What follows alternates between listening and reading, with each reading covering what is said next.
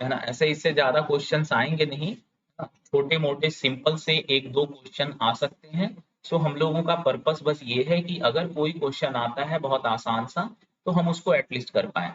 ये डॉक्यूमेंट जो है ये टोटल इसमें 29 पेज है।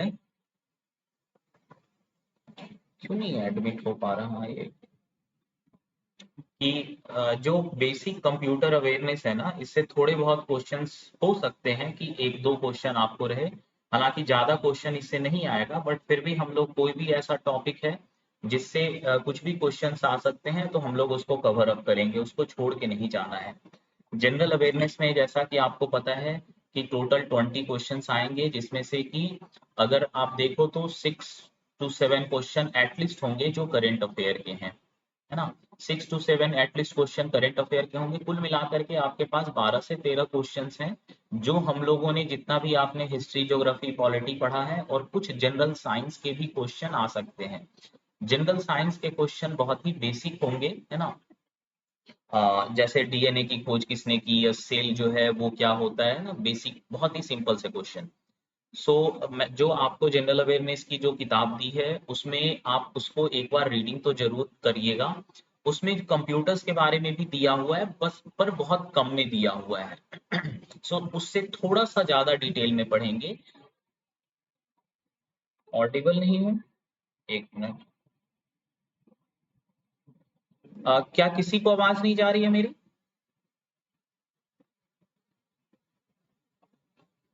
एक सेकेंड।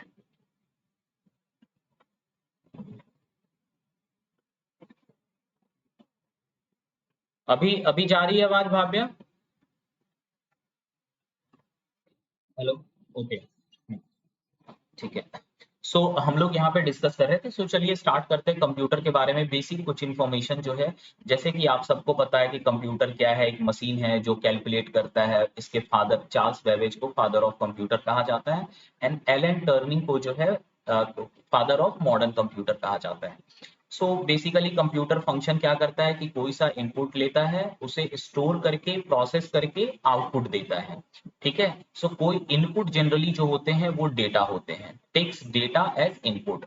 उस डेटा को स्टोर करता है, उसे प्रोसेस करता है और आउटपुट देता है। ये जो आउटपुट है ये काम के आउटपुट देने चाहिए, तभी हम उसको कंप्यूटर कहेंगे। और फिर इन चारों प्रोसेस को वो कंट्रोल भी करता है। सो यहाँ पर हम लोगों ने कुछ आपको बेसिक कैलकुलेटिव डिवाइस जो कंप्यूटर के बनने से पहले कैलकुलेट करने के लिए यूज किया जाता था, जैसे एवेकस है, नेपियर्स बोन्स है ना, और एक पैस्केलिन्स है। ये सारे कंप्यूटर के कैटेगरी में नहीं आते हैं, इनको हम लोग कैलकुलेटिंग डिवाइस की तरह कहते हैं कि कैलकुलेट करने के लिए यूज होता था।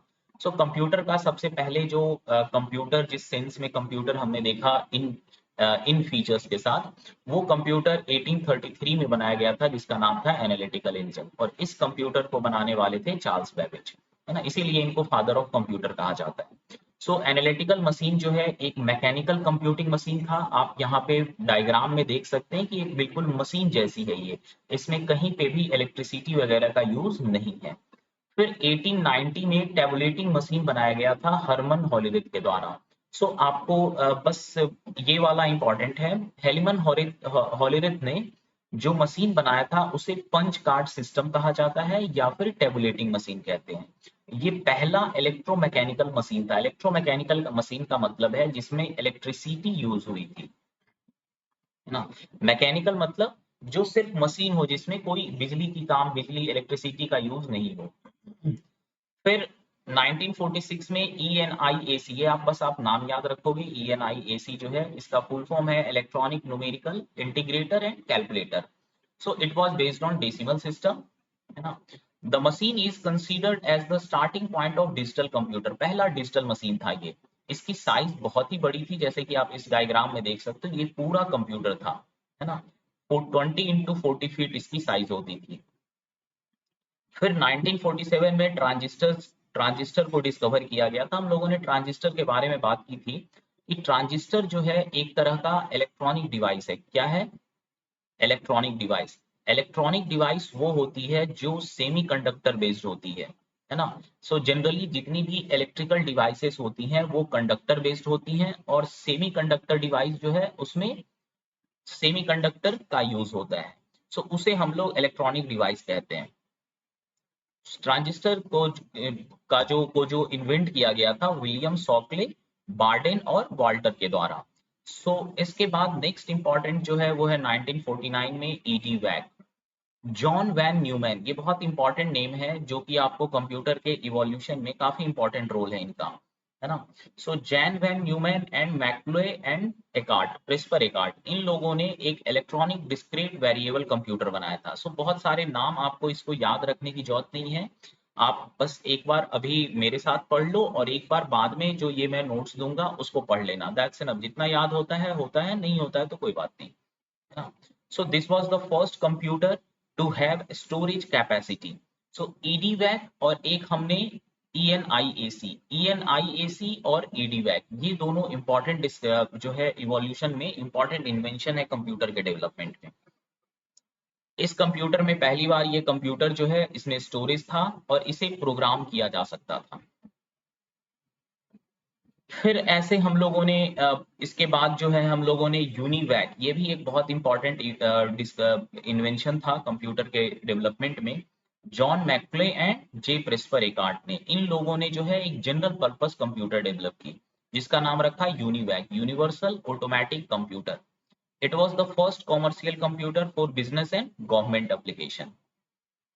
Till UNIVAC all computers are considered as the first generation computer, भी हम लोग जनरेशन के बारे में बात करेंगे। So it was mainly based on vacuum tube, vacuum tube का हम लोग इस्तेमाल करते थे स्टोरेज के लिए, है ना। फिर इस कंप्यूटर इवोल्यूशन में जैसे कि कोबोल एक लैंग्वेज है। लैंग्वेज क्या होता है, ध्यान से सुनिएगा कि इससे पहले हमने देखा कि फर्स्ट कंप्यूटर जो ईडी वैक था जिसको प्रोग्राम किया जा सकता था। प्रोग्राम का मतलब होता है set of instruction, program means set of instruction. So computer को आप इंस्ट्रक्शन दे सकते हो, ये इंस्ट्रक्शन जिस लैंग्वेज में दी जाती है, इस इंस्ट्रक्शन को जो लिखने का प्रोसेस है उसे हम लोग प्रोग्रामिंग लैंग्वेज कहते हैं। सो कंप्यूटर को जब आप कुछ इंस्ट्रक्शन देते हो उसी इंस्ट्रक्शन को हम लोग प्रोग्राम या सॉफ्टवेयर कहते हैं, और उस इंस्ट्रक्शन को जिस लैंग्वेज में जिस तरीके से लिखा जाता है उसे प्रोग्रामिंग लैंग्वेज कहा जाता है। सो प्रोग्रामिंग लैंग्वेज जो है जैसे कि कोबोल एक ऐसा प्रोग्रामिंग लैंग्वेज है, इसका फुल फॉर्म क्या है, common business oriented language. So it was the first computer language developed by Grace Hopper. So ये नाम अगर आप याद रख सकते हैं तो ठीक है। कोबोल जो है वो ग्रेस हॉपर के द्वारा डेवलप किया गया था 1953 में, और ये फर्स्ट कंप्यूटर लैंग्वेज है। इसी तरह से आप देखोगे कि फोर्ट्रैन 1954, है ना। फोर्ट्रैन जिसका फुल फॉर्म होता है फार्मूला ट्रांसलेशन, ये डेवलप किया गया था आईबीएम के द्वारा। It was designed for numerical computation. So COBOL जो है वो बिजनेस पर्पस से था और फोर्ट्रैन जो है वो साइंटिफिक पर्पस के लिए था। फोर्ट्रैन का पर्पस साइंटिफिक था और कोबोल का पर्पस बिजनेस पर्पस के लिए था। फिर IBM 650 कंप्यूटर डेवलप हुआ। एल्गोल नाम का एक जो है एल्गोल नाम का एक प्रोग्रामिंग लैंग्वेज बनाया गया था जिसका पूरा नाम होता है एल्गोरिथमिक लैंग्वेज, है ना। The first programming language to have code blocks. अगर आप में से किसी ने कोडिंग वगैरह कभी किया हो तो आपको पता है कि जैसे इंस्ट्रक्शंस जो होते हैं वो इंस्ट्रक्शन हमारे ब्लॉक्स फॉर्मेट में होते हैं। लेट्स से कि ये इंस्ट्रक्शन है ब्लॉक, इसका हमने कुछ नाम दे दिया 1B।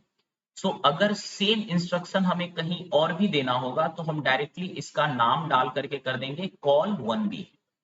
इससे हमारा लैंग्वेज लिखना जो है वो आसान हो गया।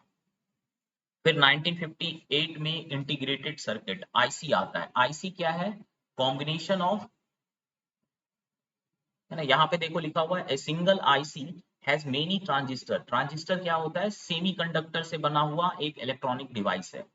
रजिस्टर, रजिस्टर जो है वो सेमीकंडक्टर से बना हुआ नहीं होता, है ना। नॉर्मल नॉर्मल डिवाइस है, नॉर्मल इलेक्ट्रिकल डिवाइस इसको कह सकते हैं। कैपेसिटर इलेक्ट्रिकल डिवाइस है, इसमें कोई सेमीकंडक्टर का यूज नहीं होता। लेकिन ट्रांजिस्टर जो है इसमें सेमीकंडक्टर का यूज होता है और ये एक इलेक्ट्रॉनिक डिवाइस है। सो आईसी जो है छोटे बहुत सारे millions thousands of transistor, register and capacitor से मिलकर के छोटा सा एक आईसी बनता है। सो आपने अगर अपने मोबाइल में या कहीं पे मेमोरी चिप देखी होगी, वो सब आईसी से, कई सारे आईसी से बने हुए हैं। सो इंटीग्रेटेड सर्किट जो है, इसने कंप्यूटर में एक रिवॉल्यूशन ला दिया। फिर हम देखते हैं कि 1964 में ग्राफिकल यूजर इंटरफेस डेवलप होता है। जैसे कि आप किसी कंप्यूटर को जब कोई इंस्ट्रक्शन देते हैं तो आपको कोड लिखने की जरूरत नहीं है। आप डायरेक्टली अगर माउस से किसी जगह पे टच कर दें तो वो इनपुट कंप्यूटर को चला जाता है। It is known as graphical user interface. This marks the evolution of the computer from a specialized machine for scientists and mathematicians to technology that is more accessible to general public. So अभी तक आम लोग के लिए possible नहीं है ना कि आप कंप्यूटर को हमेशा कोडिंग करके यूज करो। सो GUI के आने के बाद जनरल पब्लिक भी कंप्यूटर को यूज करने लगे। फिर 1964 में बेसिक लैंग्वेज होता है। तो हमने अभी तक कितने लैंग्वेज देखा? कोबोल देखा, फोर्ट्रन देखा, है ना, और एक एल्गोल देखा और बेसिक देखा। ये 4 लैंग्वेज इज इंपॉर्टेंट। ये प्रोग्रामिंग लैंग्वेज है, मतलब कि जब आप किसी सॉफ्टवेयर को या किसी एप्लीकेशन को बनाते हैं कंप्यूटर के लिए, सो कोई भी एप्लीकेशन क्या होता है, वो एक सेट ऑफ इंस्ट्रक्शन होता है। सो आप इंस्ट्रक्शन जब कंप्यूटर को देंगे तो आपको एक खास तरह का लैंग्वेज का यूज करना पड़ेगा। सो ये हमने जो 4 कोबोल, फोर्ट्रैन, एल्गोल और बेसिक, ये 4 लैंग्वेज जो है, इसमें हम इंस्ट्रक्शन देते हैं। अभी के टाइम पे आपने देखा है, देखोगे कि जैसे जावा लैंग्वेज होता है, सी प्लस प्लस है ना, पाइथन है। तो अभी तो काफी एडवांस लैंग्वेज आ गई हैं, पर ये सारे बेसिक जो हमारे किस कब कब डेवलप हुए उससे आपको देखने को मिल रहा। 1968 में इंटेल कंपनी जो है वो स्टार्ट हुई थी, और इंटेल कंपनी ने कई सारे आईसीज को मिला करके माइक्रो प्रोसेसर बनाया, है ना। फिर ऑपरेटिंग, यूनिक्स ऑपरेटिंग सिस्टम, जैसे अभी हमारा जो डेस्कटॉप है, आपको पता है कि विंडोज पे रन होता है ना। सो विंडो क्या है, किसी भी कंप्यूटर को चलाने के लिए एक ऑपरेटिंग सिस्टम चाहिए। मोबाइल में हमारा ऑपरेटिंग सिस्टम एंड्रॉयड होता है, आईओएस होता है, उसी तरह से कंप्यूटर में भी, डेस्कटॉप में भी जो है हमारा ऑपरेटिंग सिस्टम होता है। सो ये ऑपरेटिंग सिस्टम 1969 में यूनिक्स नाम का ऑपरेटिंग सिस्टम बनाया गया था बेल लेबोरेटरीज के द्वारा। It was an operating system that has addressed compatibility issue, मतलब किसी भी कंप्यूटर में आप इसको इंस्टॉल कर सकते हैं। फिर जो है डायनेमिक रैम बनाया गया था, है ना, डायनेमिक एक्सेस मेमोरी। सो डायनेमिक एक्सेस मेमोरी जो अभी हमारे कंप्यूटर में या मोबाइल जब आप खरीदते हो तो आप पता करते होगे कि इसमें कितना रैम है ना। सो ये रैम जो है, ये डेवलप हुआ था 1970 में।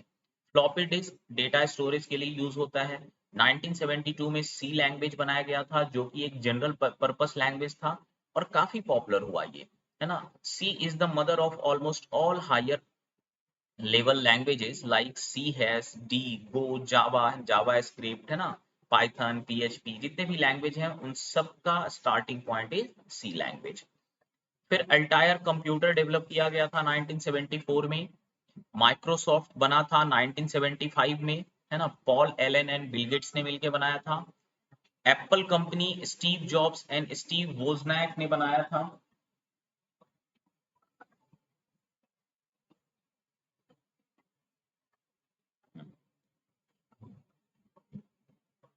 एक साल माइक्रोसॉफ्ट बनने के जस्ट अगले साल एप्पल कंपनी स्टार्ट किया गया था, 1975, 1976। 81 में आईबीएम ने एक नया कंप्यूटर निकाला, आईबीएम पर्सनल कंप्यूटर, जिसका नाम था एक्ट्रॉन, है ना। एप्पल्स के द्वारा लीजा कंप्यूटर बनाया गया था। फर्स्ट कंप्यूटर जो एप्पल ने बनाया था उसे लीजा कंप्यूटर कहते हैं। It is the first personal computer with GUI, graphical user interface based था ये कंप्यूटर।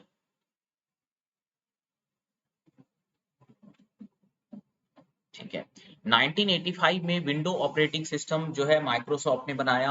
1985 में ही इंटरनेट स्टार्ट हुआ था, हालांकि इंटरनेट 83 में एक्सपेरिमेंटल बेसिस पे स्टार्ट हुआ था।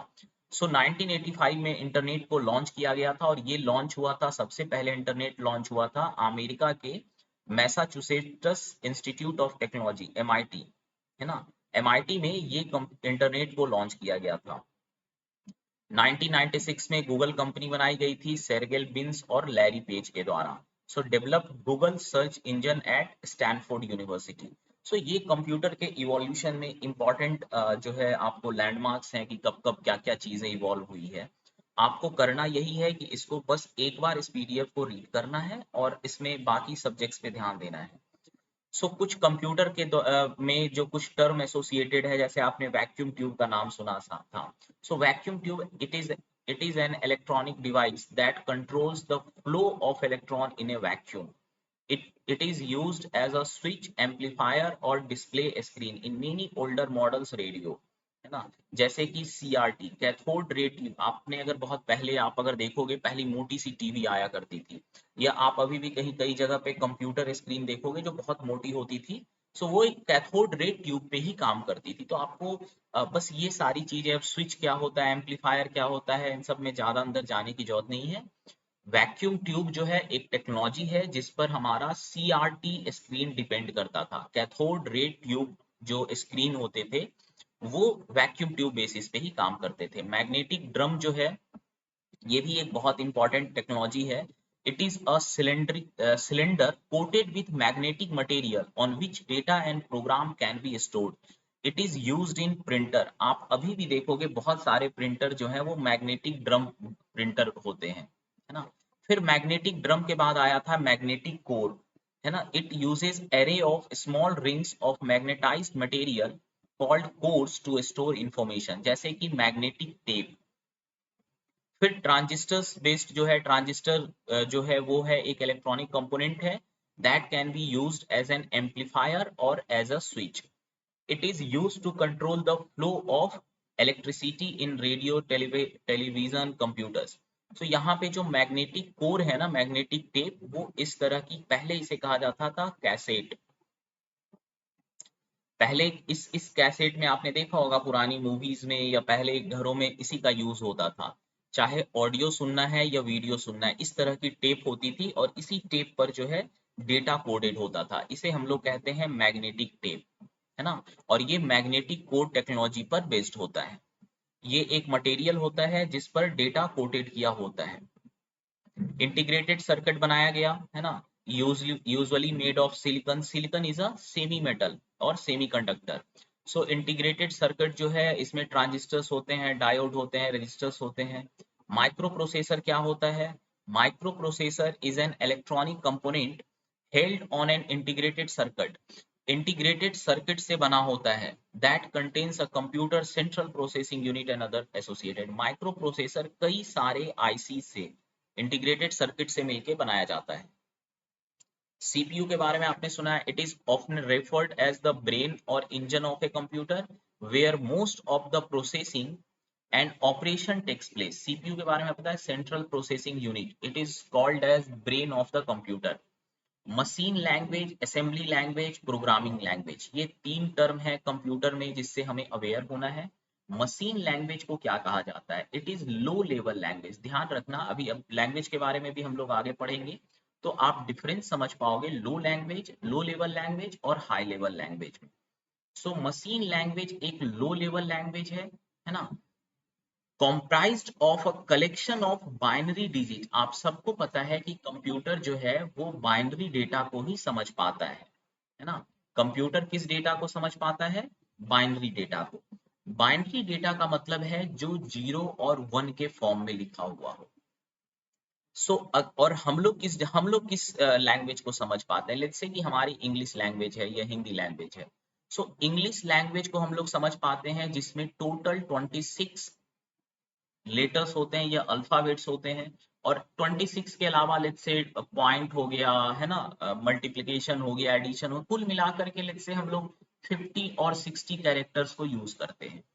सो हम 50 और 60 कैरेक्टर को समझ पाते हैं अगर हमें मान लो कि सिर्फ इंग्लिश लैंग्वेज आता हो। एंड अपार्ट फ्रॉम अल्फाबेट हम लोग कुछ अदर कैरेक्टर्स जैसे कि प्लस का साइन, माइनस का sign, multiplication sign, division sign, है ना, डेसिमल साइन, एटसेट्रा एटसेट्रा, इसको भी समझते हैं। पर कंप्यूटर को ये सब साइन और ये ABCD नहीं समझ में आता है, उसे सिर्फ दो ही डिजिट समझ में आते हैं, 0 और 1। सो अगर कोई ऐसा लैंग्वेज जिसमें 0 और 1 में ही सारी चीजें लिखी हुई हो उसे हम लोग मशीन लैंग्वेज कहते हैं। सो ये इट इज लो लेवल और it is high level. So machine language ऐसी लैंग्वेज है जो मशीन को बड़े आसानी से समझ में आती हो। तो मशीन को आसानी से समझ में आती है 0 1 की भाषा। जो कि हमें नहीं समझ में आती। चलो, सो हमें जो समझ में आती है और मशीन को जो समझ में आती है, उसी के बीच में होता है programming language. So machine language एक लो लेवल लैंग्वेज है। असेंबली लैंग्वेज किसे कहते हैं? It is like the machine language that a computer can understand except that assembly language uses abbreviated words like add, sub, division in place of 0 and 1। अब हम क्या करते हैं कि लेट्स से कुछ इंस्ट्रक्शन, लेट्स से 0 0 1 1 0 1 1 0 0 1, ऐसा इसका मतलब लेट्स से कि ये जो डिजिट है बाइनरी में लिखी हुई, इसका मतलब है ऐड करना। जस्ट एक एग्जांपल ले लेते हैं। अब ये इंस्ट्रक्शन हमें अपने पूरे कोडिंग में कई जगह यूज करना पड़ेगा, तो बार बार हमें ये 0011011001 लिखने की जरूरत पड़ेगी। तो हम क्या करते हैं, असेंबली लेवल लैंग्वेज क्या करता है कि इसे एक कोड से रिप्लेस कर देता है, और इसके लिए कोड यूज कर लिया लेट्स से कि ADD। अब जब कहीं पे भी आप ADD लिखोगे, वह लैंग्वेज उसे ऑटोमेटिकली इसमें कन्वर्ट कर देगा। इससे हमारा काम आसान हो गया। सो असेंबली लैंग्वेज से हमारा काम थोड़ा आसान हो गया मशीन लैंग्वेज के कंपैरिजन में। फिर प्रोग्रामिंग लैंग्वेज किसको कहते हैं? प्रोग्रामिंग लैंग्वेज जो है वो इंस्ट्रक्शन को कन्वर्ट करता है, that is written by us into machine language. जो हम लिख रहे हैं उसको मशीन लैंग्वेज में कन्वर्ट करे, उसे हम लोग प्रोग्रामिंग लैंग्वेज कहते हैं। मेमोरी, इसके बाद देखो आपको दिखा रहा है कि मेमोरी क्या होता है। So memory is a physical device that is used to store data, सबको पता है। आर्टिफिशियल इंटेलिजेंस, आर्टिफिशियल इंटेलिजेंस जो है इसके फादर कहा जाता है जॉन मैकार्थी को। John McCarthy is known as father of artificial intelligence. So what is artificial intelligence? It is an area of computer science that deals with the simulation and creation of intelligent machine. Intelligence आना है ना, इसको मैंने class में भी एक बार discuss किया था कि इंटेलिजेंस का मतलब क्या होता है कि जो अपने एक्सपीरियंस से सीख सके, जो किसी डेटा को लेकर के एक नया उसका मतलब निकाल सके। So this is known as intelligence. Intelligence अगर आर्टिफिशियली हम लोग बनाते हैं तो उसे एआई कहा जाता है। सो अभी सबसे अच्छा एआई का एग्जांपल क्या है? Chat GPT. आपने इसके बारे में सुना होगा। यह एक मशीन प्रोग्राम है। ये एक प्रोग्राम है जिसको आप कुछ भी पूछोगे, ये बहुत ही अच्छे तरीके से उसका आंसर करता है। बहुत ही मतलब ह्यूमन लगता है, जैसे किसी इंसान ने लिखा हो। सो आप चाहे तो ट्राई कर सकते हैं इसको। आप फॉर एग्जांपल आपने गूगल असिस्टेंट यूज किया होगा या फिर सीरी यूज किया होगा। सीरी भी एआई बेस्ड है, गूगल असिस्टेंट भी एआई बेस्ड है। आज के टाइम पे ज्यादातर चीजें जो है वो एआई बेस्ड होती जा रही हैं। पर अभी तक जो एआई की टेक्नोलॉजी थी वो उतनी रियलिस्टिक नहीं थी जितना कि चैट जीपीटी ने बना दिया। सो आर्टिफिशियल इंटेलिजेंस एक्सपेक्ट करो कि एटलीस्ट एक क्वेश्चन इससे जो है चैट जीपीटी के बारे में हो सकता है, क्योंकि ये बहुत ही रिसेंट डेवलपमेंट है कंप्यूटर में।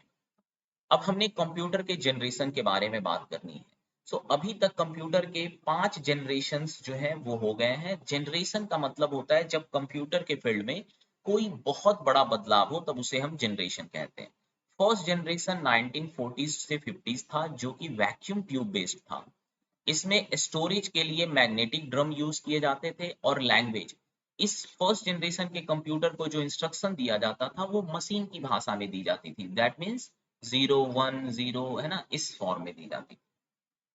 इसका इस्तेमाल मेनली जो है वो साइंटिफिक पर्पस के लिए होता था, जैसे ENIAC, यूनिवैक, है ना। Second generation computer 1950s 60s का दौर था। ये ट्रांजिस्टर बेस्ड था, जिसमें मैग्नेटिक कोड टेक्नोलॉजी यूज हुई थी। असेंबली लेवल लैंग्वेज का इसमें यूज होता था। कॉमर्शियल पर्पस के लिए इसको यूज किया जाने लगा। Third generation 1960s to 70s IC based integrated circuit से कंट्रोल होता था। मैग्नेटिक कोड टेक्नोलॉजी का यूज होता था, और इसमें high level language like Fortran, COBOL और एल्गोल यूज किया जा सकता था। फोर्थ जनरेशन कंप्यूटर 1970s के बाद डेवलप होने लगा, जिसमें कि कंट्रोल प्रोसेसिंग के लिए जो है माइक्रो प्रोसेसर यूज किए जाने लगे।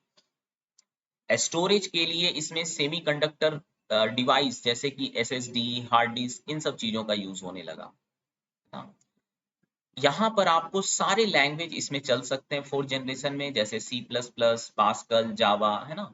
सो ऑल पर्पस कंप्यूटर जो है fourth generation was all purpose computer, किसी भी तरह का यूज कर सकते हो। फिफ्थ जनरेशन हम लोग कहते हैं मोस्टली 2000, और उसके बाद के जनरेशन को अभी कंटिन्यूअस है ये, है ना, अभी डेवलपमेंट चल ही रहा है, जो कि आर्टिफिशियल इंटेलिजेंस बेस्ड है। सो इसकी application the present and future time पे अभी खुद चूंकि ये डेवलप हो ही रहा है, इसलिए हम लोग इसके एप्लीकेशन इसकी अनलिमिटेड है, बहुत कहीं भी इसको यूज किया जा सकता है। सो आपको बस ये ध्यान रखना है, फर्स्ट जनरेशन कंप्यूटर जो है इसमें बहुत ही मशीन लेवल लैंग्वेज यूज होती थी, सेकेंड में असेंबली, थर्ड में हाई लेवल लैंग्वेज, और फोर्थ में भी हाई लेवल लैंग्वेज, फिफ्थ जो है वो आर्टिफिशियल इंटेलिजेंस बेस्ड है। यहाँ पर डिटेल में हमने इसके जनरेशंस को किया है कि क्या क्या इसकी फीचर्स थी। हो सकता है कि इसको समझने में थोड़ा सा आपको डिफिकल्ट हो, बहुत सारे इसमें टर्म, तो हम लोग उसको भी स्किप कर जाएंगे। So main characteristic of first generation computer 40s और 50s के टाइम पे जो था, इसमें वैक्यूम ट्यूब यूज होता था, है ना। मेन मेमोरी मैग्नेटिक ड्रम थे, programming language machine level language, power consumes a lot of electricity and generates a lots of heat. Speed और साइज बोले जाए तो वेरी स्लो, बहुत स्लो काम करता था। इनपुट आउटपुट डिवाइस जो है वो पंच कार्ड होते थे, है ना, पेपर टेप और पंच कार्ड की तरह इनपुट होता था। एग्जाम्पल के लिए आप ENIAC, यूनिवैक, IBM, है ना, ये सारे थे। There were about 100 different vacuum tube computers produced between 1942 to 1963. So आपको एक कंप्यूटर जैसे इस तरह का दिखता था वो। सेकेंड जनरेशन कंप्यूटर जो है ट्रांजिस्टर बेस्ड होने लगे, मैग्नेटिक कोर, मैग्नेटिक टेप वगैरह यूज होने लगा, है ना। उन्हीं चीजों को पावर और साइज जो है, लो पावर कंजम्पशन पहले से थोड़ा बेटर हो रहा था, स्पीड इंप्रूव हुआ, है ना। Third generation, second generation computer आपको यहाँ पे दिख रहा है ना, इस तरह के कंप्यूटर होते थे second generation. Third generation computer जो है वो आईसी बेस्ड था, है ना। इसमें हाई लेवल लैंग्वेज यूज किए जाते थे, काफी इंप्रूव हो चुका था स्पीड।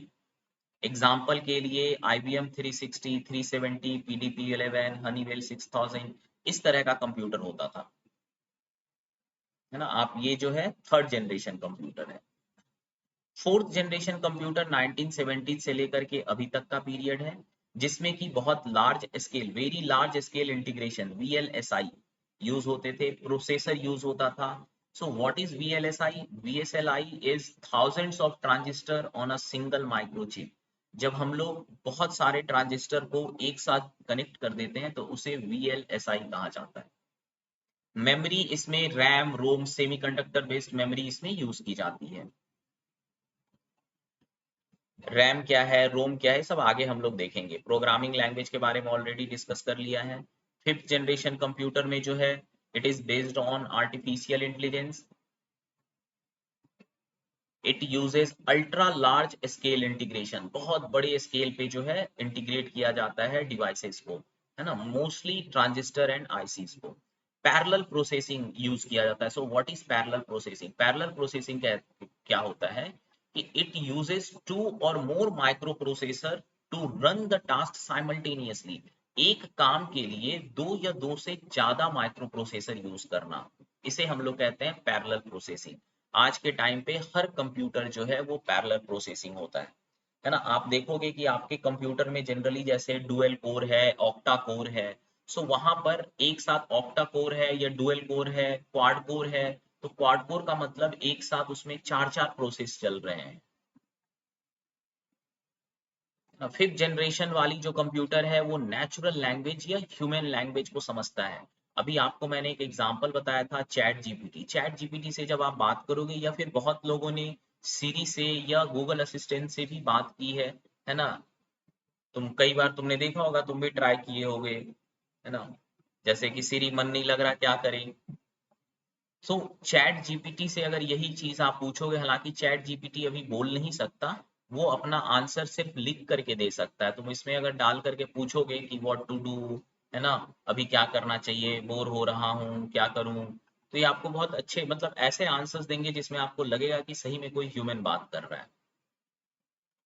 सो इसलिए ये नेचुरल लैंग्वेज को अंडरस्टैंड करता है ना, फीलिंग्स की तरह तुम को अंडरस्टैंड करने की ऐसी टेक्नोलॉजी धीरे धीरे डेवलप हो रही है। स्पीड की बात करें तो remarkable improvement of speed, accuracy बहुत बढ़िया हो गया, साइज पोर्टेबल है, स्मॉल साइज का होता है ना। So example desktop, laptop, tablets, smartphone and etc. The computer, this amazing technology went from a government or business only technology to being everywhere, from people's home, workplaces to people's pocket in less than 100 year.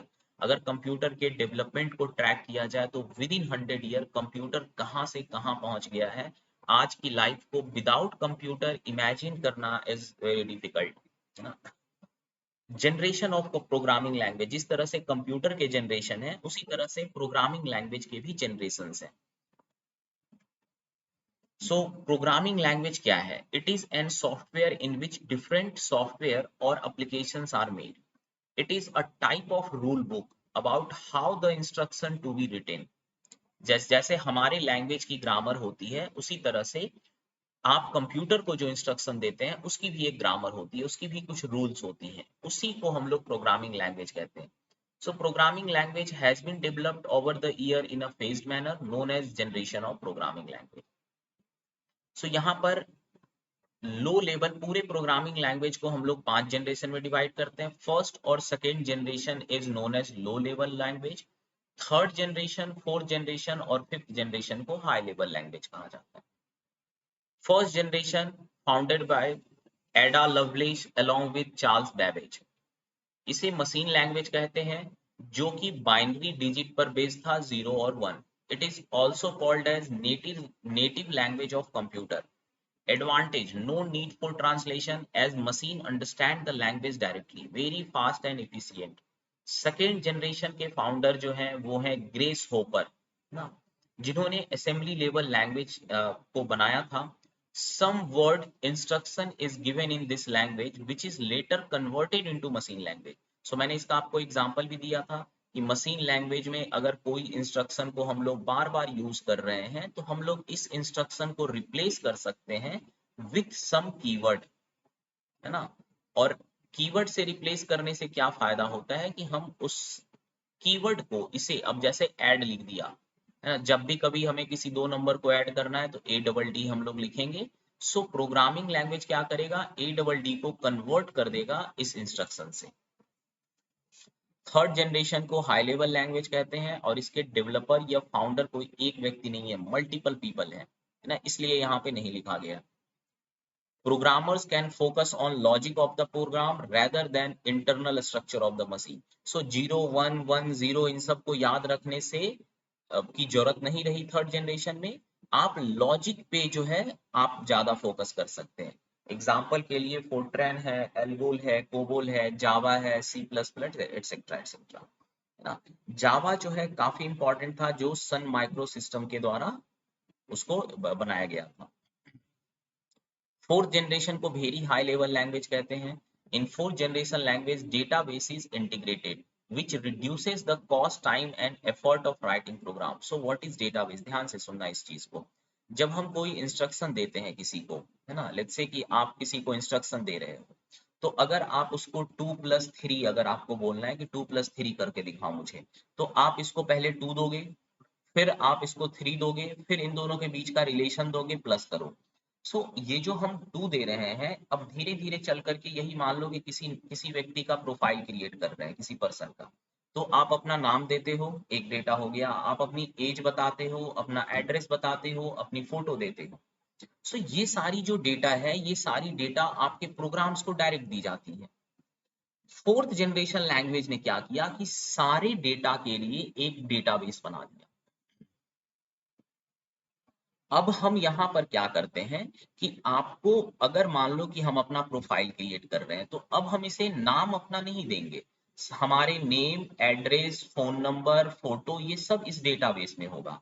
और हम instruction देंगे कि refer this column, है ना, कि अगर नाम आपको चाहिए प्रोग्राम को तो रेफर दिस कॉलम, आपको चाहिए फोटो तो रेफर दिस कॉलम। इससे फायदा क्या हुआ कि हम चूंकि प्रोग्राम को डायरेक्टली अपना इंफॉर्मेशन नहीं दे रहे हैं, हम प्रोग्राम को बस इतना कह रहे हैं कि भैया अगर आपको नाम जानना है तो आप क्या करो, रेफर करो, है ना, इस लोकेशन को रेफर करो। अब बाद में हम अपने नाम को चेंज भी कर सकते हैं। हमें प्रोग्राम में कुछ चेंज करने की जरूरत पड़ेगी क्या?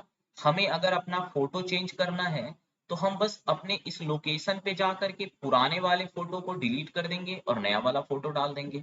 सो हमें प्रोग्राम को चेंज करने की जरूरत नहीं पड़ेगी।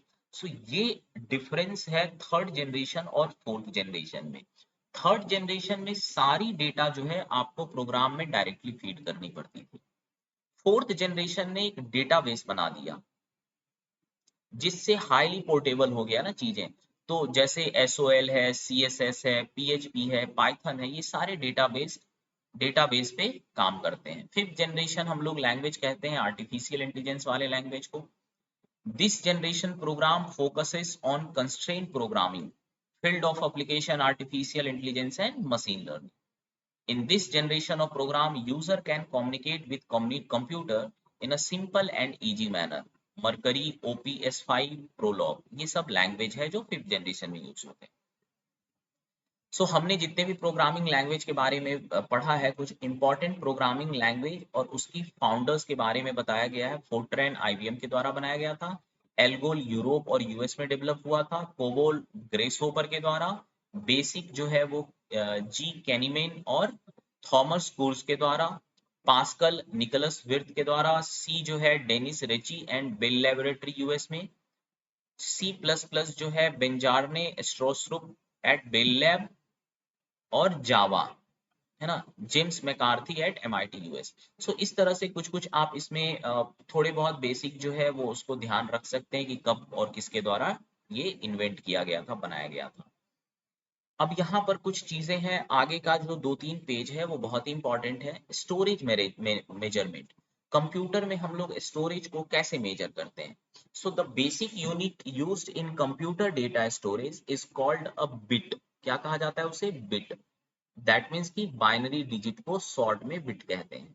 Computer uses these little bits which are composed of ones and zero to do things and to talk to other computers.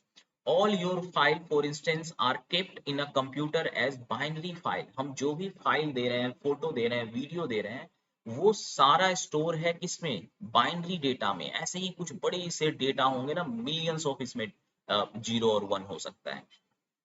And जब भी हम उसे एक्सेस करते हैं, so this data is translated into words and picture by the software. This two number is called a binary number system since it has only two numbers in it, 0 or 1. The decimal number system is in contrast has 10 unique digit, 0 से लेके 9 तक 10 unique digit होते हैं। Binary में सिर्फ 2 ही unique digit है। So computer में एक बिट का मतलब होता है एक डिजिट। दैट मीन्स कि या तो 0 रख लो या तो 1 रख लो। निबल कहते हैं 4 बिट को मिला करके एक निबल बनाया जाता है, जैसे ग्राम, किलोग्राम, क्विंटल, टन। उसी तरह से मेमोरी को सबसे छोटा मेमोरी की यूनिट कौन सी होती है? बिट होती है। बिट में एक ही डिजिट रखे जा सकते हैं, या तो 0 रख लो या तो 1 रख लो। निबल जो है वो 4 बिट से बना होता है, मतलब इसमें एक साथ 4 बॉक्स होते हैं। 4 बॉक्स में आप कितने तरह के नंबर को बना सकते हो, है ना? टोटल इसमें जो है 255 नंबर्स बनाए जा सकते हैं। 1 से लेकर के 255 तक स्टोर किया जा सकता है। बाइट मतलब होता है 8 bit. Byte that is capital B, है ना? सो एक बाइट में 8 बिट होते हैं, 1 निबल में 4 बिट होते हैं। 1 किलो बाइट, जिसे शॉर्ट में हम लोग केबी कहते हैं, उसमें 1024 बाइट्स होते हैं। मेगाबाइट, 1 MB में 1024 किलोबाइट होता है। सो 1024 के ऑर्डर में चलता है ये। सो उसी तरह से मेगाबाइट, गीगाबाइट और टेराबाइट। टेराबाइट के आगे भी होता है। एक बिट में आप क्या कह सकते हैं? किसी क्वेश्चन का आंसर कर सकते हैं यस और नो में, है ना? दैट मीन्स 0 है मतलब नो, और 1 है इट मीन्स 1 का मतलब यस। एक बाइट मतलब 8 डिजिट। इसमें 0 से लेकर के 255 तक हम लोग स्टोर कर सकते हैं। 90 bite, enough to store a typical line of a text from a book. 4 KB, about 1 page of a book. ये रिलेटिवली साइज बताया गया है। 120 KB a text of typical pocket book, 3 MB a 3-minute song, 1 GB 114 minute of uncompressed CD quality audio, 8 to 16 GB size of a normal flash drive. So आजकल तो बहुत ज्यादा 1 TB और शायद उससे भी ज्यादा काफी बड़े बड़े साइज आने लगे हैं। सो ये साइज का मेजरमेंट है। अब कंप्यूटर में बहुत सारे इंफॉर्मेशन को जो है इनकोड किया जाता है। So what is encoding? It is the process of converting data into an encrypted form using specific code. जैसे कि a button A in the keyboard is converted or encoded to number 65। encoded का मतलब है कि किसी चीज, देखो computer में हमें सिर्फ नंबर चाहिए, ए बी सी डी या कोई भी सिंबल जो है उस सब के लिए एक पर्टिकुलर नंबर यूज होता है। सो इसे हम लोग इनकोडिंग कहते हैं कि आप इस सिंबल के लिए कौन सा नंबर यूज करोगे। तो हम कौन सा करते हैं ए के लिए? 65 नंबर। सो जैसे ही आप अपने कीबोर्ड पे ए टच करोगे ना, तो ये कंप्यूटर को इंफॉर्मेशन जाता है कि 65 नंबर वाला बटन टच हुआ है। इसी तरह से सारे जितने भी कैरेक्टर्स हैं उन सब की एक न्यूमेरिकल वैल्यू होती है। इसे ही हम लोग कहते हैं इनकोडिंग। सो आपके लिए अगर मान लो मैं भी बना रहा हूँ इनकोडिंग, शुरुआत में कंप्यूटर जब इवॉल्व हो रहा था तो हर लोगों ने, हर अलग अलग जगह पे लोग अलग अलग तरह से इनकोडिंग करते थे। कोई ए को 65 लिख सकता है, कोई ए को 30 लिख सकता है। इसीलिए कई सारे स्टैंडर्ड डेवलप हो गए। सबसे जो मोस्ट वाइडली एक्सेप्टेड स्टैंडर्ड है वो है American standard code for information interchange, जिसे ASCII कहा जाता है। ASCII। अब अगर आप कंप्यूटर यूज किए होगे ना, आप बहुत सारे में जाओगे, जैसे वर्ड में अगर आपको कोई कैरेक्टर इनपुट करना है, वहां पे जब आप इंसर्ट करोगे कैरेक्टर तो वहां पे दिखेगा कि आप कौन से किस इनकोडिंग स्कीम का यूज करना चाहते हैं। ASCII का यूज करना चाहते हैं, या फिर आप ISCII का यूज करना चाहते हैं, या फिर आप यूनिकोड का यूज करना चाहते हैं। सो यहाँ पे 3 सिस्टम ऑफ यूनिकोडिंग जो है इनकोडिंग बताया गया है। एक अमेरिकन स्टैंडर्ड है इनकोड करने का, इंडियन स्टैंडर्ड है, और एक यूनिवर्सल स्टैंडर्ड है। So American standard is still the most commonly used coding scheme. It has 7 bit to represent all characters. 7 bit का मतलब है 2 to the power 7, that is 128 character जो है वो इनकोड किया जा सकता है अमेरिकन स्टैंडर्ड में। सो अमेरिकन स्टैंडर्ड में यहाँ पे कुछ कुछ चीजों की वैल्यू दी है। सो एक बार मैं इसको जूम करता हूँ ताकि आप इसको देख पाए अच्छे से। जैसे ये देखो, हम लोग जब हैश साइन का यूज करते हैं, इसकी डेसिमल में इसकी वैल्यू क्या होती है कंप्यूटर में? 35 ना, डॉलर की 36, परसेंटेज की 37, एंड सिंबल का 38 है ना, ब्रैकेट का 40 41, जितने भी कैरेक्टर्स हैं उन सब की एक वैल्यू होती है। एट द रेट का 64, ए का 65, बी का 66 है ना, स्मॉल ए का 97। जितने भी कैरेक्टर डिस्प्ले हो रहे हैं वो सबका एक न्यूमेरिकल वैल्यू होता है, क्योंकि कंप्यूटर जो है वो नंबर बेस्ड है। वो ए बी सी डी नहीं समझता। आपको जब आप ए बस आपको दिख रहा है, कंप्यूटर को जाता है 97, और वो 97 भी नहीं समझ सकता। इसे डेसिमल से हमें कन्वर्ट करके देना होता है बाइनरी में, तभी कंप्यूटर समझ पाता है। और इस डेसिमल सिस्टम को बाइनरी में जो कन्वर्ट करता है उसे हम लोग कहते हैं प्रोग्रामिंग लैंग्वेज। ठीक है। सो इस तरह से जितने भी सिंबल्स हैं या कैरेक्टर्स हैं उन सब की एक इनकोडेड वैल्यू है अमेरिकन स्टैंडर्ड में। American standard code for information interchange. इसी तरह से आप देखो कि कुछ कुछ डेटा, जैसे कि ASCII अमेरिकन स्टैंडर्ड में डी को 68 कहा जाता है, ए को 65, टी को 84। Indian script code for information interchange ISCII developed during mid 1890s। It is based on 8 bit. American standard कितने बिट पे है? 7 बिट। बिट का मतलब हमेशा जब भी आपको बिट दिखे मतलब आप समझ लो बॉक्स, मतलब इतने डेटा इसमें आ सकते हैं, 1 2 3 4 5 6 और एक 7। इस जगह पे 0 और 1 रख सकते हो, यहाँ पे 0 और 1, यहाँ पे 0 और 1, यहाँ पे 0। जब ऐसे आप इसके पूरे परमुटेशन पॉसिबिलिटी को कैलकुलेट करोगे तो आपको आएगा कि टोटल 128 तरह के कैरेक्टर को रिप्रेजेंट किया जा सकता है। इंडियन वाला जो सिस्टम है वो 8 बिट पे है बेस्ड, that is 2 to the power 8। दैट मीन्स कि हम लोग कितने कैरेक्टर्स को रिप्रेजेंट कर सकते हैं, 256 character. It retains all 128 ASCII code and uses rest of the code. 128 code जो है वो इंडियन लैंग्वेज के कैरेक्टर्स के लिए यूज किया जाता है इसमें। इसी तरह से एक यूनिकोड है, it is universal character encoding standard. It provides unique number for each character of all language.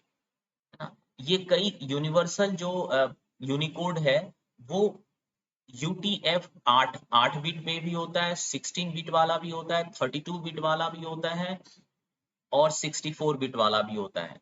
आपने कभी अगर कंप्यूटर के माई कंप्यूटर में जा करके उसकी प्रॉपर्टीज चेक करोगे तो आपको वहां पे दिखेगा कि आपका कंप्यूटर 64 बिट बेस्ड है या 32 बिट बेस्ड है। सो जो 64 बिट वाली कंप्यूटर है, आप में से मुझे श्योर है कि अगर कुछ लोगों ने कंप्यूटर खरीदते टाइम पे आप देखोगे तो, या फिर बहुत सारे प्रोग्राम को अगर आप कंप्यूटर में डाउनलोड करोगे तो आपको ऑप्शन आएगा कि 32 बिट वाला डाउनलोड करना चाहते हैं या 64 बिट वाला।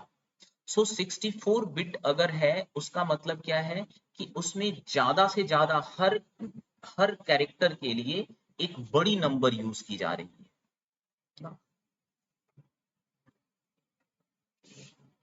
सो हो सकता है थोड़ा डिफिकल्ट, किसको किसको समझने में थोड़ा लग रहा है काफी नया हो।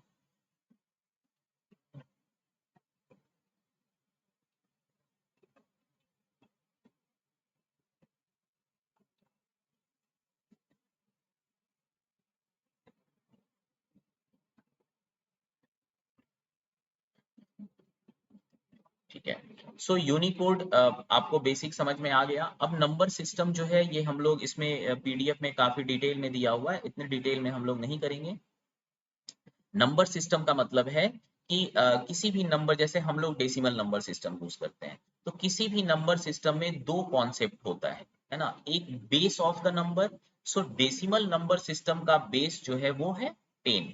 जैसे आप यहाँ पे देख सकते हो डेसिमल नंबर सिस्टम का बेस है 10। बेस कहते हैं कि किसी भी नंबर सिस्टम में जितने यूनिक कैरेक्टर हैं, डेसिमल नंबर सिस्टम में अगर आप देखो तो यूनिक कैरेक्टर कितने हैं, 0, 1, 2, 3, 4, 5, 6, 7, 8, 9। 10 में कोई यूनिक कैरेक्टर नहीं है, क्योंकि 10 कैसे बनता है, पहले 1 लिख दो फिर इस वाले कैरेक्टर को लिख दो। 11 कैसे बनता है, इसी वाले कैरेक्टर को दो बार लिख दो। 12 बनता है, पहले इसको लिख दो फिर इसको लिख दो। 13 बनता है, पहले इसको लिख दो फिर इसको लिख दो। सो हमारी डेसिमल नंबर सिस्टम में सिर्फ 10 यूनिक डिजिट्स होते हैं। बाइनरी में 2 होते हैं, हेक्साडेसिमल में 16 यूनिक डिजिट्स होते हैं और ऑक्टल में 8 होते हैं। बेस वैल्यू जो है decimal numbers has base value of 10। Binary का बेस कितना होगा, 2 होगा। फिर है पोजीशन वैल्यू। ये पोजीशन वैल्यू किसी भी नंबर में, the position of any digit start from the right side, the right most would be 0। सो अगर मैं एक नंबर लिखता हूँ जैसे 7382, इसमें 2 की जो पोजीशन वैल्यू है, आप याद अगर आपको हो तो आपने इसको पढ़ा होगा कि ये यूनिटी प्लेस पे है ना, ये आपको 10 की प्लेस पे है, 10 की प्लेस पे, ये 100 की प्लेस पे और ये 1000 की प्लेस पे। लेकिन कंप्यूटर में जो प्लेस स्टार्ट होता है वो 0 से स्टार्ट होता है कि 2 is at the place of 0, 8 is at the place of 1, 3 is at the place of 2 and 7 is at the place of 3। So decimal numbers को कैसे कन्वर्ट करते हैं, डेसिमल नंबर सिस्टम क्या है, 10 इसमें यूनिक जो है डिजिट्स होते हैं, 10 यूनिक कैरेक्टर्स होते हैं, है ना। बाइनरी नंबर सिस्टम में जो है 2 यूनिक कैरेक्टर होते हैं, 1 और 0। ऑक्टल नंबर सिस्टम में जो है 8 कैरेक्टर्स होते हैं, 0 से लेकर के 7 तक। हेक्साडेसिमल में 16 होते हैं, 0 से लेके 9 तक और ए से लेके एफ तक। अगर यहाँ पे एक टेबल में जो है आपको बताया हुआ है चारों सिस्टम का, कंप्यूटर में ये चारों सिस्टम यूज होते हैं अलग अलग जगह पे, इन सबका अपना एडवांटेज और डिसएडवांटेज है। डेसिमल सिस्टम में अगर आप 0 लिखते हो तो इसे बाइनरी में भी 0 ही लिखा जाएगा, ऑक्टल में भी 0 होगा और हेक्साडेसिमल में भी 0 होगा। डेसिमल में 1, बाइनरी में भी 1, ऑक्टल में भी 1, हेक्साडेसिमल में भी 1। डेसिमल में 2, बाइनरी में तो 2 हो ही नहीं सकता क्योंकि 2 ही यूनिक डिजिट्स हो सकते हैं, 0 और 1 हो गया। तो उसके बाद आप क्या लिखोगे बाइनरी में 2 को, 1 और 0। ऑक्टल में 2 ही रहता है, हेक्साडेसिमल में 2 ही रहता है। 3 को लिखोगे 1 1, 4 को लिखोगे 1 0 0, 5 को 1 0 1, 6 को 1 1 0, 7 को 1 1 1 ना। अब 8 को हम लोग बाइनरी में लिखेंगे 1 0 0 0। 8 को हम लोग ऑक्टल में लिखेंगे 1 0 क्योंकि यहाँ पर 8 नहीं हो सकता, क्योंकि ऑक्टल में सिर्फ 8 ही यूनिक डिजिट्स होते हैं। 0 को से अगर काउंट शुरू करोगे 7 तक खत्म। सो 8वां, जैसे हमारे डेसिमल में 9 तक हमारे डिजिट्स खत्म हो जाते हैं, फिर हम 10 उसका अगला नंबर कैसे बनाते हैं, स्टार्टिंग से फर्स्ट से जाओ, 1 0 लिख दो, फिर 2 0 है ना, 1 1। सो 1 0 8 नंबर को ऑक्टल में 1 0 लिखा जाएगा, हेक्साडेसिमल में 8 ही रहेगा। 9 को 1 0 0 1 डेसिमल बाइनरी में, 1 1 जो है ऑक्टल में और 9 है हेक्साडेसिमल में। फिर 10 11, इस तरह से अगर आप देखो 13 14 15 बाइनरी में 4 डिजिट भर गए, 1 1 1 1 1। सो इस तरीके से आपको हेक्साडेसिमल में 9 के बाद जो है A B C D E F ऐसे चालू होता है। अब एफ के बाद 16 नंबर, 16 नंबर हम लोग कैसे लिखेंगे हेक्साडेसिमल में, स्टार्टिंग से जाएंगे 1 और 0। सो 1 0 का मतलब अगर मैं पूछूं कि 1 0 क्या है, कौन सा नंबर है डेसिमल में, क्या कहोगे 10 है। अगर मैं पूछूं बाइनरी में कौन सा नंबर है, क्या कहोगे 2 है। ठीक है, चलिए। सो इस तरह से कन्वर्जन है, नंबर सिस्टम को किस तरीके से कन्वर्ट करते हैं ये आपको पढ़ने का नहीं है, मैं जो पीडीएफ भेजूंगा उसमें ये हटा दूंगा। कन्वर्ट करना अभी हम लोग इसे नहीं कर रहे हैं। तो इसमें आपको सारी चीजें दी गई हैं कि बाइनरी से डेसिमल में कैसे कन्वर्ट करें, डेसिमल टू ऑक्टल कैसे कन्वर्ट करें, डेसिमल से हेक्साडेसिमल, है ना, फिर बाइनरी टू डेसिमल, ऐसे सारे कन्वर्जन इसमें दिए गए हैं। सो आई थिंक कि कन्वर्जन को हम लोग स्किप करते हैं और नेक्स्ट जो टॉपिक है वो है पार्ट्स ऑफ कंप्यूटर। सो आपको पता है कि कंप्यूटर में 2 तरह के पार्ट्स होते हैं, एक हार्डवेयर और दूसरा सॉफ्टवेयर। हार्डवेयर में जैसे कि जितने भी फिजिकल एलिमेंट है, मॉनिटर हो गया, माउस हो गया, कीबोर्ड हो गया, हार्ड डिस्क हो गया, है ना, एटसेट्रा एटसेट्रा। सो इनपुट डिवाइसेस में, कुछ इनपुट डिवाइसेस में जैसे कि कीबोर्ड है, न्यूमेरिक कीपैड है, पॉइंटिंग डिवाइसेस है दैट मींस माउस है, remote is also a input device, Joy stick है, टच स्क्रीन है, स्कैनर है, ग्राफिक ये है, टेबलेट्स है, माइक्रोफोन है, डिजिटल कैमरा है, वेबकैम है। ये सब क्या करता है, आपका डेटा को इनपुट लेता है, जैसे वेबकैम मेरे फोटो को इनपुट ले रहा है ना। तो ये सारे इनपुट डिवाइसेस है। Generally standard keyboard has 1 and 4 keys. हमारा जो स्टैंडर्ड कीबोर्ड होता है उसमें टोटल कितने जो है बटन्स होते हैं, 104। माउस का function of click and scroll. So इस तरह से आउटपुट डिवाइस के बारे में अगर देखो तो आउटपुट डिवाइस में जैसे कि मॉनिटर, मॉनिटर के यहाँ पे 3 टेक्नोलॉजी बताए गए हैं। कैथोड रे ट्यूब वाला मॉनिटर, याद है हमने स्टार्टिंग में बात की थी कि पहले जो मॉनिटर होता था या टीवी होता था बहुत चौड़ी होती थी, पीछे देखते तो बहुत लंबा जैसा निकला होता था। अगर उस डब्बे को खोल करके देखोगे तो वो आपको दिखेगा एक कैथोड रे की तरह है वो। फिर आया एलसीडी टीवी, और फिर एलसीडी टीवी जो है कई तरह के होते हैं, जैसे कि टीएफटी, थिन फिल्म ट्रांजिस्टर से बना हुआ, एक्टिव मैट्रिक्स एलसीडी, है ना। और फिर आया एलईडी टीवी। सो एलईडी टीवी के अलावा भी एक टीवी होता है जिसे हम लोग प्लाज्मा स्क्रीन कहते हैं, प्लाज्मा टीवी, है ना।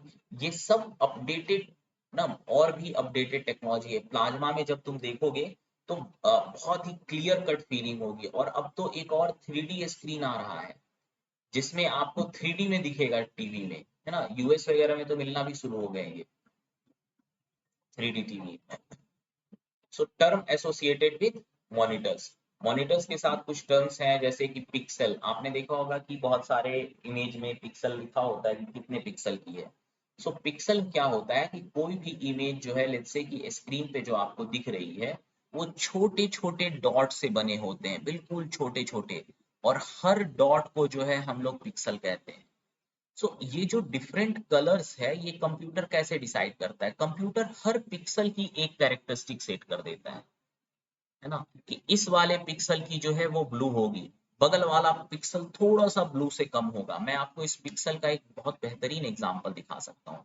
जैसे अभी देखो, इस पूरे पीडीएफ में जो कुछ भी लिखा हुआ है, जैसे मेरिट में ये वाला जो ई है वो आपको बिल्कुल अच्छे से दिख रहा होगा, लेकिन जब मैं इसको जूम करूंगा ना तो आपको दिखेगा कि ये छोटे छोटे स्क्वायर से बना होता है।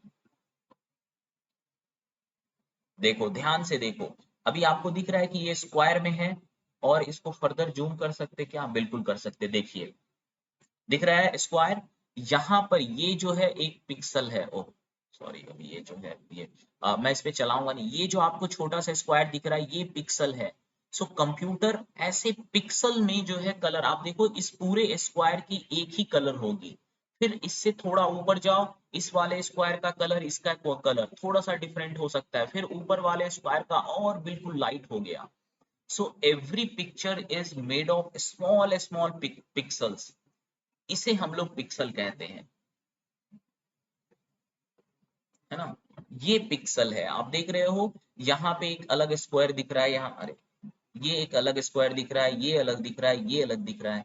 सो एक पिक्सल की कैरेक्टरिस्टिक सेम ही होती है। सो जितना ज्यादा पिक्सल होगा आपके फोटो में, आपकी फोटो की क्वालिटी उतनी ज्यादा अच्छी होगी।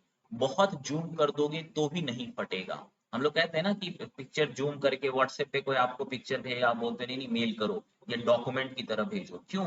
क्योंकि व्हाट्सएप उसके पिक्सल को रिड्यूस कर देता है। तो जब आप उसको जूम करोगे तो आपका जो है पिक्चर फटता हुआ दिखेगा। अभी देखो, इतना जूम आउट करने के बाद कहीं दिख रहा है आपको स्क्वायर? एमई में नहीं दिख रहा। सो ये होता है पिक्सल।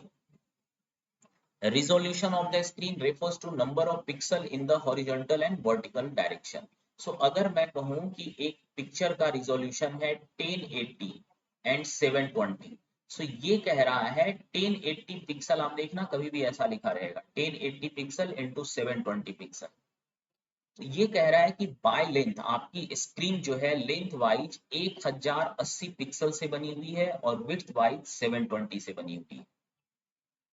रिफ्रेश रेट का मतलब है कि the number of times the image और pixel changes on the screen in a second. Higher the refresh rate, more solid the image looks on the screen.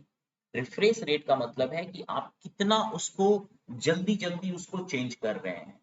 हाँ, सो अभी 3D मॉनिटर्स भी आता है, एलसीडी प्रोजेक्टर पैनल्स भी हैं, ये सब तरह के मॉनिटर्स हैं।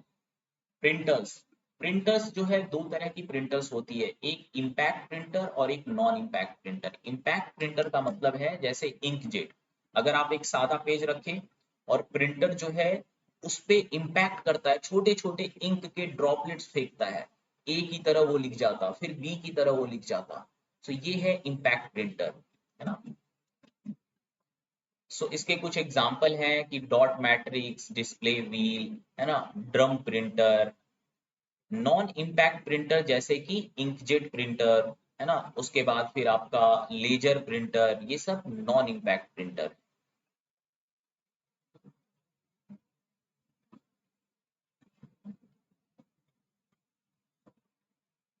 यहाँ पे सेंट्रल प्रोसेसिंग यूनिट और CPU. CPU is the brain of the computer. ये टॉपिक हम लोग लास्ट आज डिस्कस करेंगे, उसके बाद मैं पीडीएफ दूंगा, आप लोग पढ़ना, एक क्लास और इसकी करेंगे।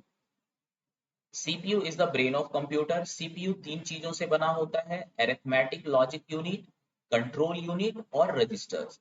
अरिथमेटिक लॉजिक यूनिट में प्रोसेस होती है ना, क्या होता है, एक्चुअल कैलकुलेशन, जो कंप्यूटर का मेन काम है वो होता है एएलयू में। कंट्रोल यूनिट उसे कंट्रोल करती है और रजिस्टर का काम है स्टोर करना, स्टोरेज के लिए यूज होता है ना। सो ये तीन चीज अरिथमेटिक लॉजिक यूनिट के बारे में यहाँ पे बताया हुआ है कि it execute all arithmetic and logical operation. Arithmetic calculation मतलब एडिशन, सब्सट्रैक्शन, मल्टीप्लिकेशन और डिवीजन। लॉजिकल ऑपरेशन का मतलब है कंपेयर करना नंबर को। ALU uses register to hold data, मतलब स्टोरेज के लिए एएलयू जो है वो रजिस्टर की यूज करती है। रजिस्टर क्या है? It stores the data that is very executed और to be executed next. Very fast storage area. It works for ALU. It is the fastest memory in the computer. आपको कई बार question आ सकता है कि कंप्यूटर में सबसे कई तरह की मेमोरी होती है कंप्यूटर में, रैम, रोम, है ना, रजिस्टर, ठीक है, कैश मेमोरी. तो आपको ये पूछा जाए अगर कभी कि what is the fastest memory in the computer, आप कहना रजिस्टर. रजिस्टर में वो डेटा स्टोर होता है जो एएलयू को यूज करना है, नेक्स्ट जो एएलयू को यूज करना है. It is type of temporary memory. Control unit controls and coordinates computer component. It organizes and control the data. है ना, सारी जो प्रोसेस है उसको कंट्रोल करता है control unit. It is used to maintain power sequence of the processing data. है ना, क्लॉक इनपुट. क्लॉक क्या है? क्लॉक हर कंप्यूटर की अपनी एक खुद की वॉच होती है, घड़ी होती है, क्लॉक होती है. So it synchronizes all part of CPU. Its speed is measured in hertz. The higher the frequency, the more instruction can be performed at any given moment of time.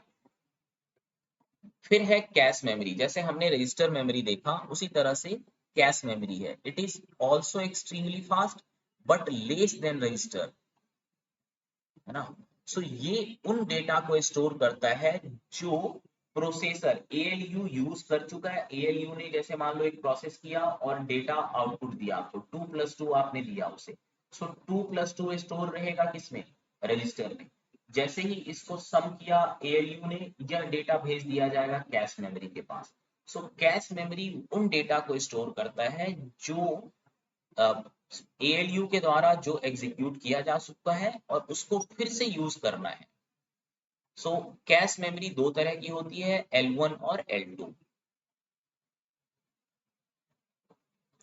Computer hierarchy. अच्छा, बस connecting device. सो दो, किसी भी दो terminal को जो connect करते हैं उसे हम लोग बस कहते हैं. सीपीयू वर्सेस माइक्रो प्रोसेसर, इसको आप एक बार रीड करना. हाँ, सो यहाँ तक हम लोग graphical processing unit GPU. GPU is a processor that is made of many smaller and more specialized core. By working together, the cores deliver massive performance when a processing task can be divided. So mostly 3D, जब हम किसी computer में graphics card लगा होता है, that is मतलब कि graphical processor लगा होता है, तो उसमें इमेज वगैरह बहुत अच्छे दिखते हैं, है ना. सो ये है, इसे हम लोग जीपीयू कहते हैं. सो नेक्स्ट हम लोग कल की क्लास में, या नेक्स्ट मैं इन्फॉर्म करूंगा, उसमें हम लोग मेमोरी के बारे में थोड़ा सा डिस्कस करेंगे, कितने तरह की मेमोरी होती है और क्या क्या उसके कैरेक्टरिस्टिक हैं. फिर हम लोग कंप्यूटर का क्लासिफिकेशन तो बहुत ही आसान है. पर्सनल कंप्यूटर, वर्क स्टेशन किसको कहते हैं, मिनी कंप्यूटर किसको कहते हैं, मेन फ्रेम कंप्यूटर किसको कहते हैं. फिर लैपटॉप एंड स्मार्टफोन के बारे में थोड़ा बहुत देखेंगे, नोटबुक क्या है, फिर कंप्यूटर वायरस के बारे में. बस तो हमारा आई थिंक इतना. सॉफ्टवेयर के बारे में जो है थोड़े बहुत हम लोग डिस्कस करेंगे, किस किस तरह का सॉफ्टवेयर होता है. तो आप में से किसी को कुछ डाउट है यहाँ तक?